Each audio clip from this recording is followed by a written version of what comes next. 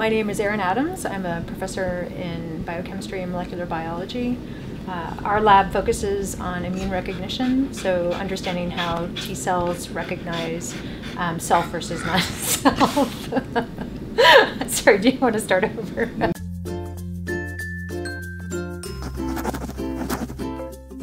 I always loved frogs. Frogs and turtles are my favorite animals. Why? I don't know. It's hard to explain. I just always loved frogs, and I love tiny frogs in particular. This is our pet, Scooty Fruity. It's spelled Schadenfreude, but it's pronounced Scooty Fruity. Was there like a story behind the Schadenfreude thing? So there's a YouTube video. Scootin' fruity. Scootin' and fruity. We watched that probably like 10 times that day. And it was shortly after he joined us up here, so and so it made a lot of sense. It was very appropriate. This is my dog Xena, and office partners. She's been coming to the lab since she was a puppy. So the entire department has seen her grow from a little fur ball to what she is today. So I have a couple of Siamese fighting fish. They're just really pretty and they're really dimorphic. The females are really tiny and kind of bland, and the males are really large and they have really elaborate fins and they have lots of strange color combinations. What's behind the name Xena? Is that the warrior princess thing? Yes. Yeah. I started with 6. Yeah. I had 6 frogs there. Now I have countless. Really? They've been multiplying? Yeah, I think 30 or 40 by now. Are you serious? Yeah. What kind of frogs are they? Did you say dart frogs? Are they Dart. like poison dart frogs? Well, when they eat insects in the wild, they can generate poison, and then they're poison dart frogs. These are not poisonous because the only thing they eat are Drosophila. So I have a female because I want to breed them. What are you going to do with them when they breed? Get a little fry and then eventually give them away to anyone who wants one. How many eggs do they hatch? So like 10 to 200, so hopefully on the smaller side is what I'll get. Does he help with stress from studying work or anything like that? it's a big distraction. You just like turn around and watch the octopus for a little while.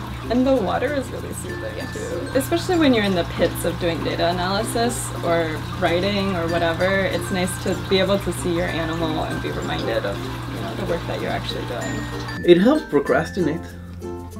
Looking at them when you have something important to do, makes the time go by. They're very relaxing, so if I'm reading a paper, I'll sort of put my legs up and just watch the fish in between reading paragraphs if I'm thinking deeply about something. I was pre-tenure at the time when I adopted her, and so having her here where, if a stressful thing happens, just being able to come over and pet her and get that encouragement. And I found that has extended to a lot of people in the department. They actually really see her as a stress relief. So they'll come by and they won't even talk to me. They just come in and pet her and want to talk to her and maybe play with her toys. Talk about a charismatic animal. Like he's a lot of fun to watch and interact with. What do they eat? He eats a range of seafood delicacies, including little neck clams, shrimps, fiddler crabs. What else have I fed them? Mussels. Yeah, it's an expensive habit. Yeah, they eat better than the grad students that take care of them. Sure. Have you ever thought about studying? Yeah, totally. I would love to sequence their genomes and figure out what is responsible for the sexual dimorphism and the color pattern differences. By now I think I find it strange when someone sits here and just doesn't mention it, especially if the frogs are active and vocal. In students' interview, I think my students by now always tell the other students, you gotta ask about the frogs. Otherwise he's already not liking it that much. So now in students' interview, that's the first thing they ask is, what is that? Knowing that she's back here in my office waiting for me if I'm away is a huge draw to get me back here. And just like with any dog, having that greeting when you first open the door and see them just so happy to see you, immediately all of those positive endorphins start flowing in your head, and it's a great way to get back into the office.